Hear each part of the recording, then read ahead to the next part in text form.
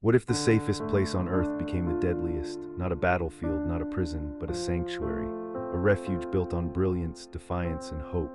Now imagine watching that sanctuary collapse, not from the outside, but from the inside out. Picture this deep within the poison-choked belly of Knox City, where the air itself is a weapon and the skyline bleeds neon. There was a place no map acknowledged.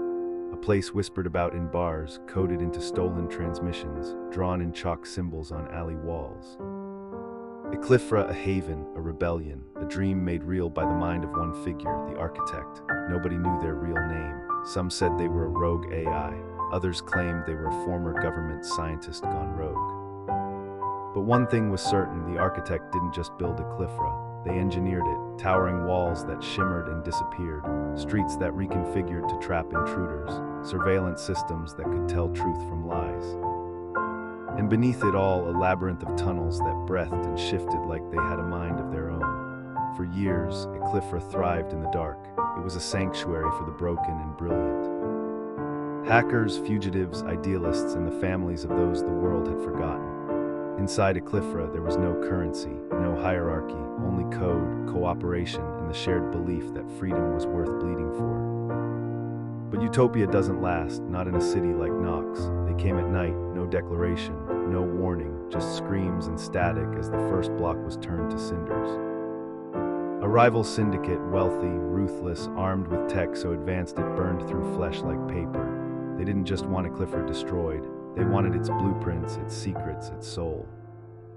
The architect stood at the edge of a choice that should never have existed: remain loyal to their ideals or fight back with the one thing they swore to never unleash. Violence, but betrayal hit first. A lieutenant, trusted, beloved, turned. They handed over Ecliphra's layout, its weaknesses, its people, and then the walls fell. Once laughing streets turned into traps, children hid in server rooms, allies turned into enemies as panic spread. And when it looked like nothing could save them, the architect broke their own rule. They activated Project Ashline, a pulse weapon, not just defense, erasure. A blast that could wipe out data, matter, memory. It worked. The enemy died screaming. But so did parts of Ecliphra, and those who survived the pulse didn't survive unchanged. It did something to them. Their minds, their bodies, rage replaced thought. Shadows clung to their skin. They were no longer rebels, they were monsters. In the end, Ecliphra didn't fall to fire or bullets. It burned from within. The architect vanished. Some say they died. Others claim they still roam the underground, building again, learning from their mistakes. But what remains of Ecliphra is a warning etched into the ruins. Freedom is fragile, and when you fight fire with fire, nothing survives the flames. So tell me, would you fight to save your home? Even if it meant becoming the very thing you swore to destroy? Or would you let it burn to protect your ideals? Let us know below and follow for more twisted tales from the shadows.